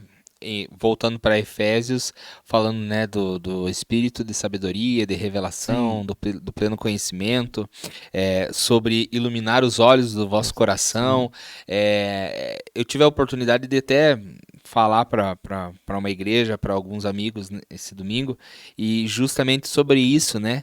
Porque eu acho que quanto mais a gente vai conhecendo a Cristo, mais a gente vai poder entender e fazer de igual forma sim, aquilo que Paulo e Silas fizeram na prisão, a exato. reação de Estevão ao ser apedrejado, a reação de Pedro e de João, que foram reprimidos para não falar mais sobre Jesus, e eles falarem assim, cara, eu não posso deixar de falar daquilo que eu vi, daquilo que eu ouvi, assim, é impossível, é impossível. E hoje muitas coisas na nossa vida conseguem nos calar. Sim, Né? E eu acho que à medida que essas coisas vão deixar de nos calar é o nível de conhecimento de Cristo, né?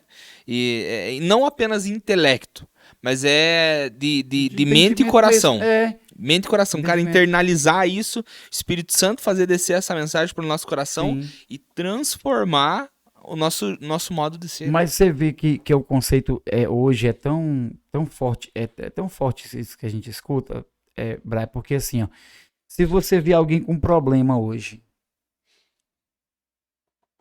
qual a definição, qual é o mapeamento que você faz, qual a leitura que você faz? Ah, está cometendo algum erro, está cometendo. Cara, quando você via Paulo falando sobre as prisões, perseguições, açoites, as chibatadas, os naufrágios, a fome, a escassez, e sabia viver tudo isso aí, ver longânimo em tudo isso, nós, cara, não nos constrange. É. Então, Paulo, eu costumava dizer assim, cara, olhar para Paulo e olhar para a teologia atual, com certeza, se Paulo começasse a conversar aqui, nós ia dizer, Paulo tem pecado. Paulo tem pecado. Nós é uma amigo de joia, pegar a Bíblia e tacar no Paulo. Paulo tem pecado, o cara tá dando brecha. É brecha, isso é brecha, é legalidade. É legalidade, porque é isso que reflete. Aham. É isso que a leitura que a gente faz. Como é que uma pessoa pregando o evangelho passa tanta coisa que aquele homem passou? Até chegar, né? Mas ele passou tudo isso louvando ao Senhor, em longanimidade, em mansidão, aceitando seu estado, aceitando sua situação e constante, perseverante. Perseverante e constante. Um homem de oração, um homem, né, bíblico, um homem fiel, feliz, leal. Então, um pai, né, vamos dizer assim, um pai que se preocupa. Então, Paulo, para mim, é um exemplo assim, de um cristão. Eu fui confrontado muito, Brian, quando eu fiz o método indutivo em Atos, fazendo o diário de Paulo, né? Olhando cada lugar, eu até citei isso pra ti outro dia, que ele vai lá em Troade, vai em Listra, em Derbe, em Perge, né? Troade, aí vai lá em Icônio e tal, é expulso, é chicoteado, dado como morto, apedrejado. Depois a Bíblia diz, e ele volta lá naqueles lugares, confirmando a fé dos irmãos. Cara, pelo amor de Deus, o cara apanhou, o cara foi açoitado, mas voltou lá, confirmando a fé dos irmãos. Éfeso, boa parte de Éfeso não queria Paulo. Paulo estava preocupado com os santos que estavam lá. Vamos lá doutrinar os irmãos. Ele poderia balançar lá, tirar o pé da sandália lá e virar as costas, mas não.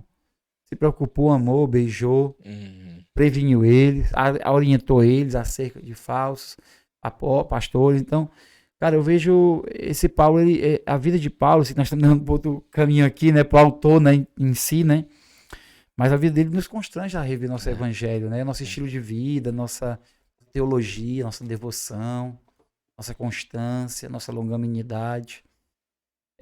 Paulo deixa a gente constrangido. Cara, e eu fico pensando assim que, olhando pra minha vida e olhando pra realidade da nossa igreja, né, a nível de Sim, cidade ou país, enfim, o que quer que seja, um nível assim, mas eu fico pensando no conhecimento do poder da ressurreição. Porque talvez Paulo e Pedro e João e Estevão e Silas e Paulo, né? Não sei se eu já uhum. citei, mas talvez eles compreenderam, talvez em partes ainda e não em plenitude, mas o poder da ressurreição. Não, Porque a gente considera tudo como menos que lixo, menos que né? lixo. A gente considera tudo como menos que lixo. O poder da ressurreição que nos faz sofrer. Eu Sim. quero sofrer, eu quero conhecer a Cristo, eu quero experimentar o poder da ressurreição e eu quero sofrer com ele, né?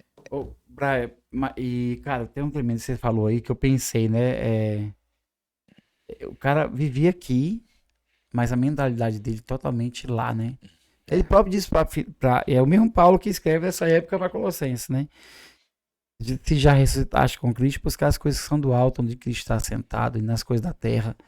Um homem que estava olhando. Olha como elas são parecidas as três cartas, né? Aí você vê Filipenses ele dizendo: se eu ficar aqui, eu fico para servir vocês. Mas se morrer, para mim vai ser uma bênção. Vai ser uma bênção.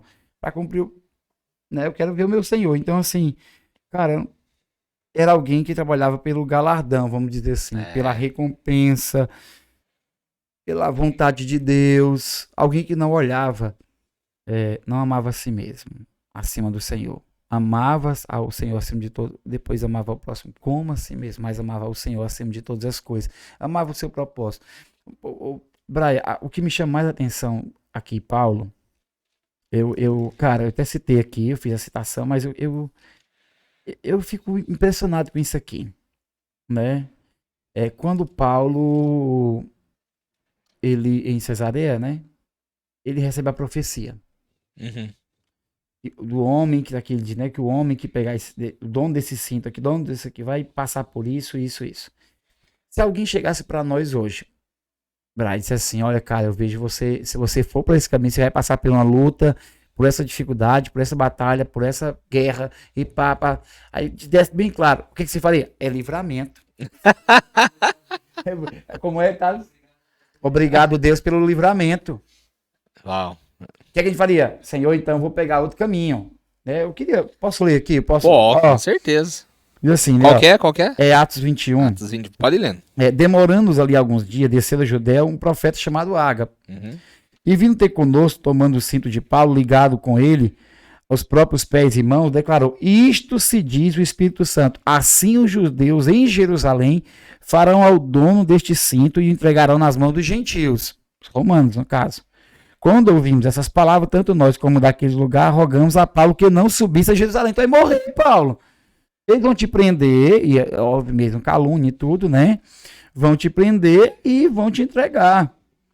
Então ele respondeu: que fazeis chorando e quebrantando meu coração? Pois estou pronto, não só para ser... Nossa.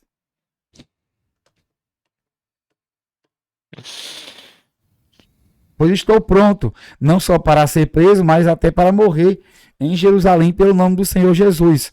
Como também não persuadimos conformar, dizendo: faça-se a vontade do Senhor. Passado aquele dia, tendo feito os preparativos, subimos. Olha o Lucas indo junto. Subimos para Jerusalém. Vou junto, esse barco. E alguns dos discípulos também vieram de Cesareia conosco, trazendo consigo Nação, natural de Chipre, velho discípulo com quem nós deveríamos hospedar. Cara, Paulo chega a Jerusalém. Sabendo, né? O que poderia esperar por ele, né? Então essa carta vem de um homem muito convicto, cara. Fiel. Bíblica. Não vem teologia paulina, teologia divina. Passada por Paulo, né? Vamos dizer assim, interpretada, né?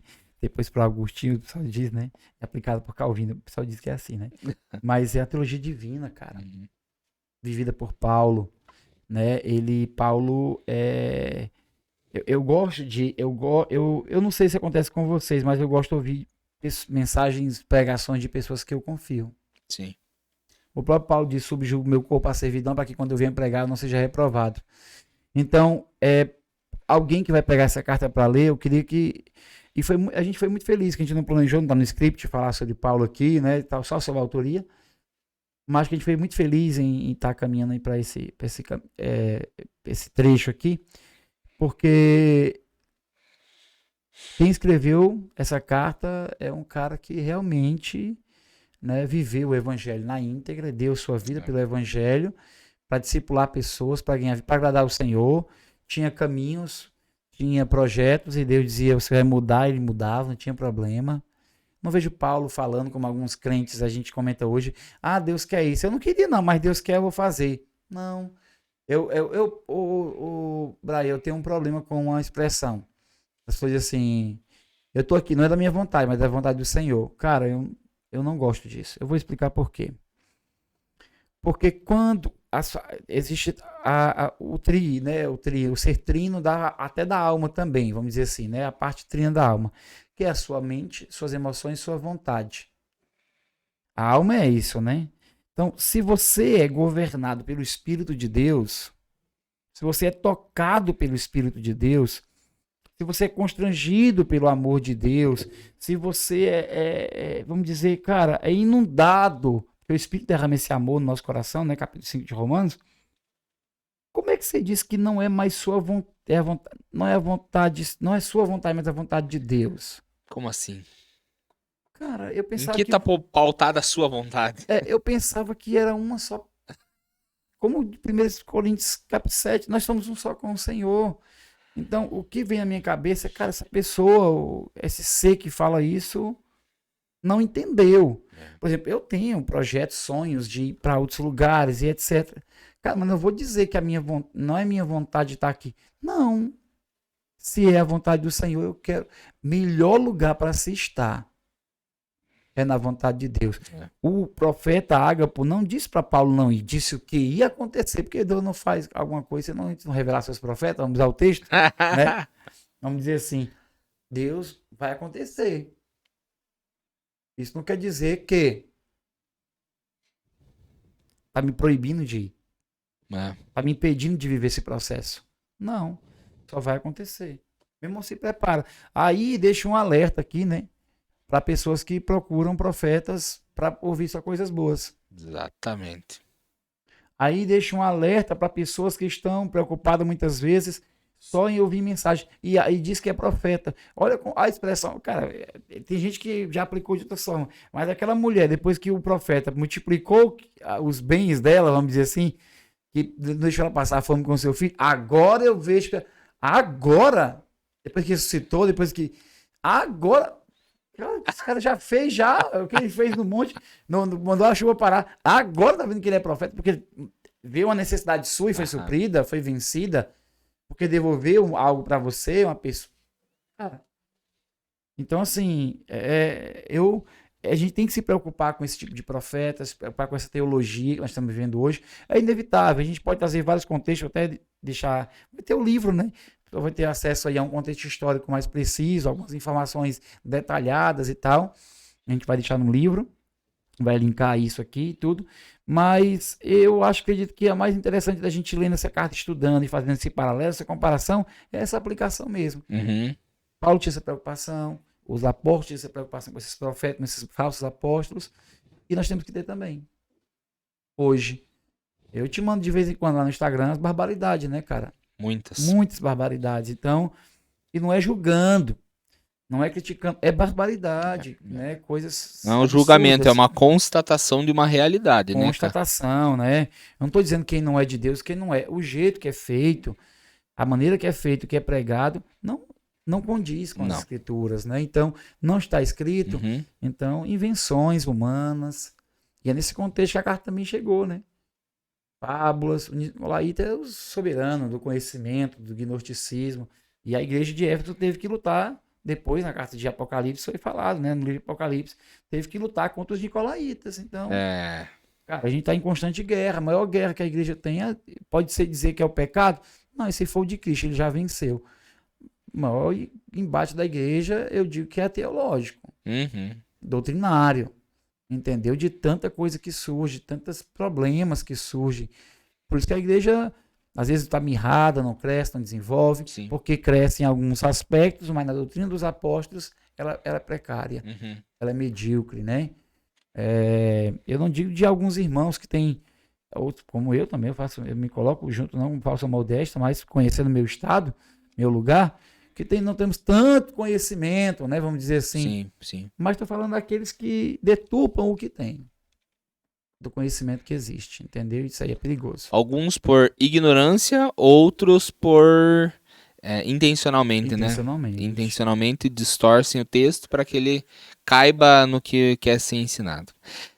Rafael, para a gente já caminhar pro final, assim, antes das considerações finais, talvez seria importante algo, voltando nessa imaginação na hora que você for ler, né?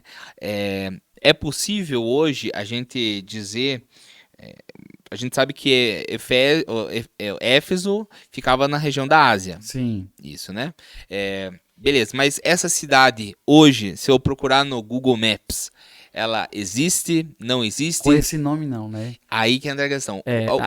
Hoje, o que é? Seria a região da Turquia, né? Turquia. Da Turquia. Inclusive, existe muito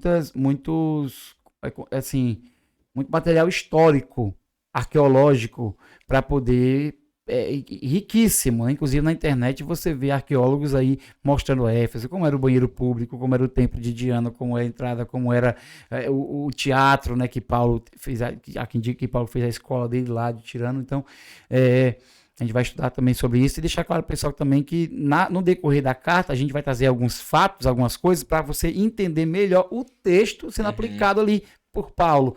Porque a gente dá o pano de fundo aqui, mas quando chega no tempo, a gente não pode ficar viajando. É para esse povo que a gente vai falar. Então, a gente vai citar, justificar a fala de Paulo, contando histórias do cotidiano ali do povo, né? Uhum. Mas, assim, existem muitos fatos históricos, né? Ali, muitos material histórico, arqueológico, para comprovar esse ambiente, essa carta. Agora, uma região muito afetada, né? Por catástrofes naturais também, né? Então, uma região muito difícil, inclusive a de Tessalônica, de Colossae, que era uma região que praticamente já alguns lugares inabitáveis, né? E talvez a gente percebe o quanto uma religião em específico ela afeta uma cultura, né? Uhum. Porque hoje, como Turquia, qual que é a religião hoje? Islâmica, né? É o Islã, né? É, E você percebe o quanto afeta toda uma cultura de um país, né? sim, sim, afetou. E assim, e não é só agora, né? No tempo antigo, tô falando agora, afetou toda a cultura, toda a questão educacional e tal, etc. Mas no tempo antigo, da mesma forma, né? A gente fala sobre avivamento, estuda sobre avivamento, Brian, mas o que mais me chama a atenção é a reforma. Né? Eu queria só aproveitar esse gancho aí para citar um livro que eu li do Loren Cunningham, que é o livro que transforma as nações, mostrando algumas sociedades, ilhas, países, lugares como Genebra, Ilhas Fiji, né, a Índia, com William Carey, e vários outros lugares, Calvino, tá, citando lugares que a Bíblia chegou e trouxe reformas em várias áreas. Né? Na legislação, a legislação de alguns países até hoje sofre um impacto, um efeito, uma influência, desculpa, uma influência muito grande dos princípios bíblicos, porque foram pautados na palavra, no discipulado da palavra, na mudança que a palavra trouxe na mentalidade de formação de família, então você vê que a questão da briga todinha aí agora, né, da PL que está sendo para ser aprovada aí no Brasil, da fake news, na verdade, não é contra as mentiras, é contra as verdades, né? Inclusive textos bíblicos que não vão ser proibidos de ser publicados. Então, nós temos que ter esse cuidado. A questão moral está ligada à questão religiosa, é um fato, cara. A questão moral está relacionada à espiritual. Vou falar em religiosa, a questão espiritual. E essa carta é uma das mais místicas, vamos dizer assim, no sentido, Sim, né, que nós vamos falar sobre isso um pouquinho quando a gente estiver interpretando, porque vai ficar bom para o pessoal entender. Por isso que ele falou de principado e potestade.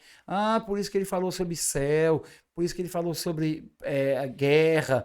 Nós vamos explicar tudo isso aí no decorrer dos capítulos e as pessoas vai enriquecer o conteúdo, porque a gente vai ter que explicar o contexto total, né? Aqui está dando uma pincelada, fazendo um pano de fundo, mas nós vamos aprofundar nessa carta. A linguagem mística, ela tem a ver com o público. Exato.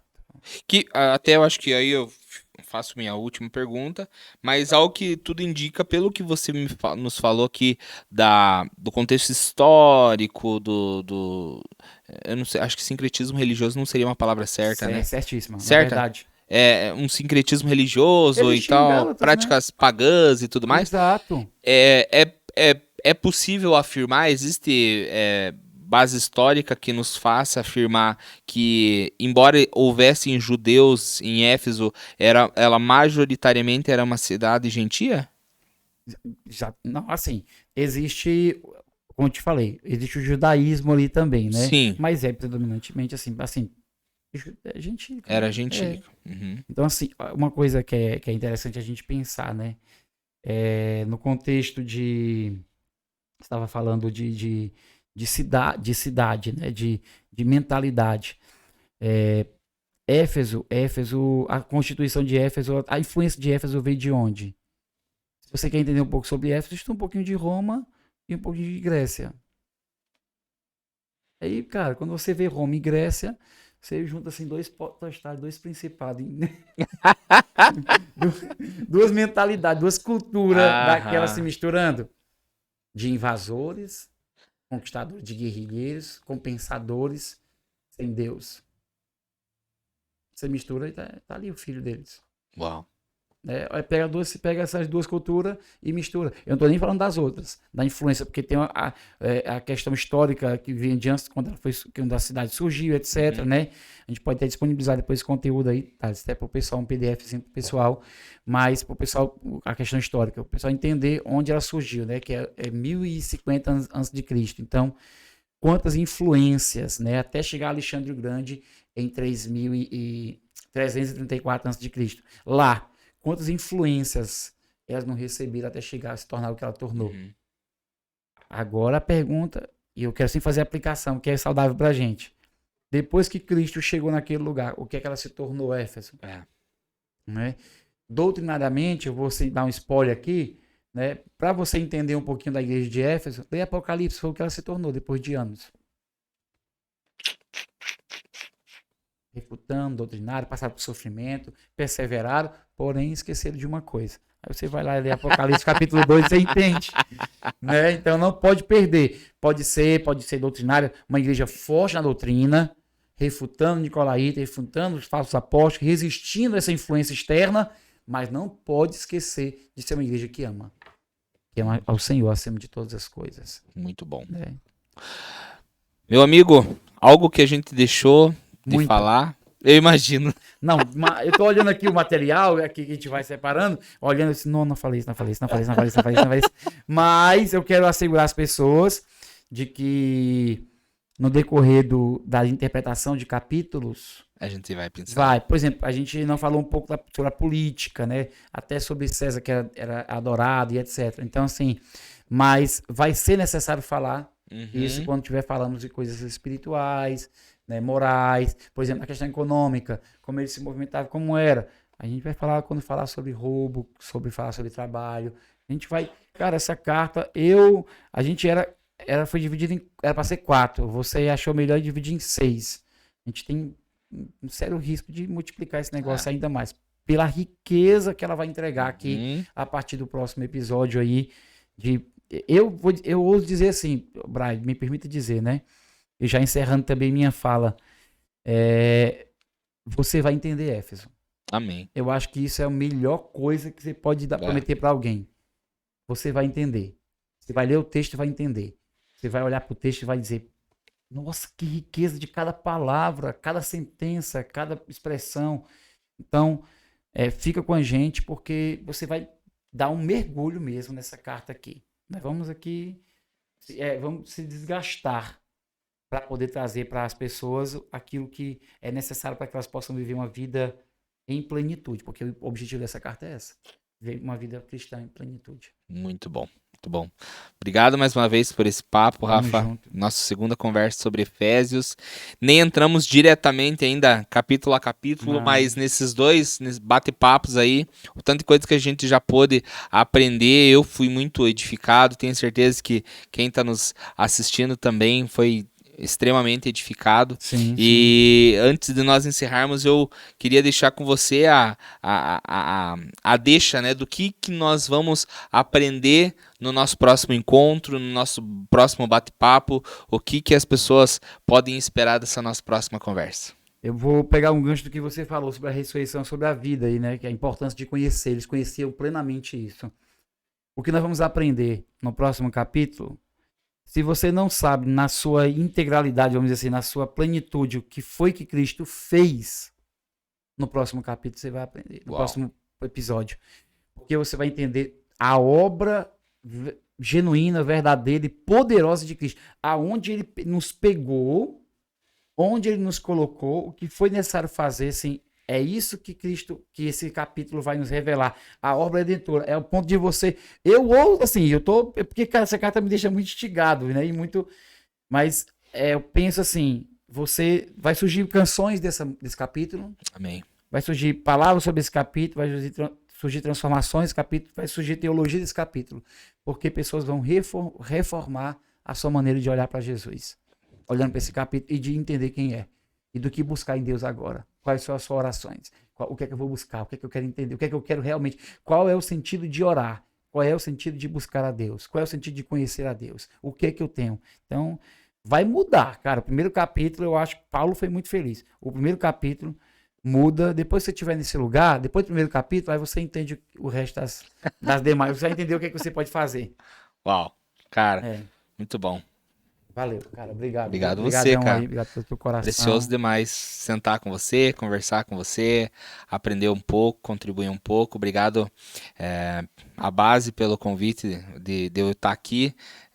Não é um fardo, não é um trabalho, mas é uma oportunidade da gente estar à mesa e ser edificado. É um tempo de comunhão, Sim. é um tempo onde a gente está exposto ao ensino da palavra e como eu tenho sido edificado. Eu queria só fazer uma apreciação, eu sei que é minha participação em seu, mas eu queria, em relação a você, assim, né, eu e o Thales aqui, a gente se sente privilegiado, lisonjeado assim mesmo, pela sua disposição, pelo seu coração e de encontrar pessoas como você, porque existem pessoas que amam a palavra, pessoas que não negociaram, que amam Jesus, que amam a palavra, e cara, e ver em você esse interesse, separar praticamente foi o dia todo da sua agenda para estar aqui conosco, né? Só pensa, veio 1 hora e pouco aqui de podcast, e assim, ó, os caras se encontraram 1 hora e pouco. Não, nós estamos desde cedo, desde 9 horas da manhã, né? E aqui já tá quase 4 horas da tarde, acho que sim, né? 4h25 da tarde. Então, assim, eu amo, cara, eu amo conhecer pessoas que amam o evangelho, assim, que entrega tudo. Nossa, constrange muito. O trabalho que vocês fazem aqui. Eu sei que você já fez seus pedidos aí, eu queria fazer um pedido para quem está nos seguindo aqui, para ir na rede social de você ver o trabalho gigantesco, até você está com a camiseta hoje, que vocês fazem nas escolas, o impacto que vocês estão causando nessa cidade aqui, não nessa cidade, no estado também influenciando através do projeto, e o projeto influenciando no mundo, né? E a gente já estava orando hoje, visualizando coisas ainda maiores, né? Com a MPC. Então, assim, acompanhar o trabalho da MPC, trabalho que vocês estão fazendo de jovens aqui, os jovens da igreja de vocês lendo Bíblia, conhecendo Bíblia. Hoje, ontem, meio-dia, você estava no ar livre ensinando pra gente saindo da escola. Então, cara, que Deus te abençoe. Amém. Obrigadão também por estar nos ensinando com a vida de vocês. Ah, imagina. Né? Com conteúdo, vocês são muito zelosos. Eu me sinto até um leão na frente do Daniel, mas aqui, né? Mas a gente tá aprendendo junto, então isso é importante para mim. Amém. Tá bom? Obrigadão aí. Obrigado a vocês, imagina. Graças a Deus, assim como os moráveis disseram, que o Cordeiro receba a recompensa pelo seu sacrifício, né? Tudo que a gente fizer, pode gastar a nossa vida, vai ser infinitamente menor do que aquilo que a gente recebeu. Sim. Independentemente do nosso estado de vida, da nossa condição, a gente sempre vai estar muito melhor do que a gente merece. Verdade. Então, a gente faz isso com muita alegria. Que bom. Tá bom. Para você que nos acompanhou até aqui, obrigado pela tua audiência, obrigado pela tua atenção, por você estar aqui com a gente. E nos espere, se o Senhor nos permitir, na semana que vem a gente tem o nosso terceiro encontro, nosso terceiro episódio. E como o Rafael disse, nós vamos compreender o que Cristo fez por nós, o que Cristo fez pela sua igreja, e algo que nós podemos tomar como lição também, né? Qual é a tua dor hoje, olhando para a tua realidade? Qual que é a tua dor na tua cidade? Qual que é a tua dor no país? Qual que é a dor no mundo? E a resposta é: saiba que o Evangelho de Jesus tem a resposta para a transformação da cultura, da mentalidade, de cada uma das pessoas que são afetadas pelo Evangelho, pela palavra. Amém? Deus abençoe a sua vida e, se o Senhor nos permitir, até semana que vem. Tchau.